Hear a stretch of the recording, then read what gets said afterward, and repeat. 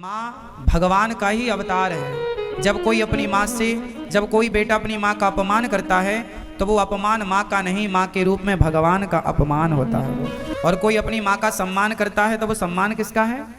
माँ का। इसलिए हर माँ का सम्मान करो, हर बूढ़े का सम्मान करो, क्योंकि बच्चे समझ नहीं पाते कि माँ का त्याग कितना है, माँ का बलिदान कितना है। पिता क्या क्या नहीं करता अपने बच्चों के लिए, माँ क्या क्या नहीं करती। बड़े होकर वही बच्चे माँ से कहते हैं तुमने हमारे लिए किया ही क्या है।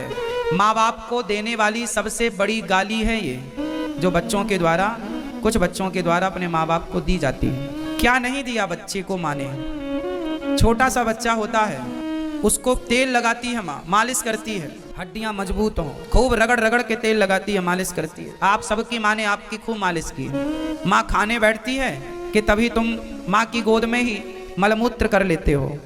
अब सामने थाली रखी है और गोद में मलमूत्र कर लिया बच्चा, लेकिन माँ उसे डांटती नहीं, मारती नहीं, साफ करती है और फिर आकर के भोजन करती है। ये माँ ही कर सकती है। और माँ केवल मनुष्यों की माँ नहीं, गाय जब माँ बनती है ना तो अपने बच्चे के लिए बहुत, वो उसके पास किसी को आने नहीं देती। मतलब एक माँ चाहे वो मनुष्यों में माँ हो, पशुओं में माँ हो, पक्षियों की माँ हो, कोई भी माँ जो है ना माँ होती है। इसलिए माँ बाप का प्यार देखना सीखो, माँ बाप से प्रेम करना सीखो। माँ बाप का ऋण होता है, मातृ ऋण, पितृ ऋण। अब माँ ने तुम्हारी तेल मालिश की है, तुम्हारे तलवों में तेल लगाया, तुम्हारे पाँव में, हाथ में, पेट में, पीठ में तेल लगाया कि नहीं, मालिश की कि नहीं, तब तुम्हारी हड्डियां मजबूत हैं। अब तुम्हारी जिम्मेदारी है कि तुम्हारी माँ बूढ़ी हो गई है तो तुम उसके पाँव में तेल लगाओ, तुम उसका हालचाल पूछो, तुम उसकी सेवा करो। यदि किसी कारणवश बिस्तर पर ही मलमूत्र करने की नौबत आ जाए तो उसको बहुत श्रद्धा से कि ये हमारी जिम्मेदारी है, ये हमारा धर्म है, ये हमारी माँ है, हम इनकी सेवा करेंगे।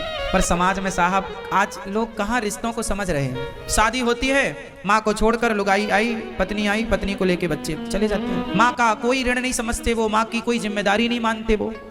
एक बेटा गौरी गोपाल आश्रम में आया अपनी माँ को लेकर, बोला महाराज जी मेरी माँ को दिखता नहीं है, तो अब आप हमारी माँ को रख लो, अब हम क्या करेंगे माँ का। अब बताओ जरा, एक बेटा अपनी माँ को इसलिए लेके आ गया गौरी गोपाल वृद्धाश्रम में कि उसकी माँ को दिखता नहीं है। अरे दिखता नहीं है तो ये तो आपकी और जिम्मेदारी है कि आप उसका और ख्याल रखें। अच्छा जरा इसका उल्टा करो कि किसी माँ का बेटा यदि अंधा होता तो क्या माँ कभी उसे अपने से दूर करती? कल्पना करके देखो आप, माँ कभी अपनी औलाद को अपने से दूर नहीं कर सकती, विशेष ऐसी स्थिति में। लेकिन जब बच्चों के पास उनके धर्म का पालन करने का अवसर आया कि बेटा तुम करो सेवा, तो वो हाथ खड़े कर लेते हैं और छोड़ करके चले जाते हैं।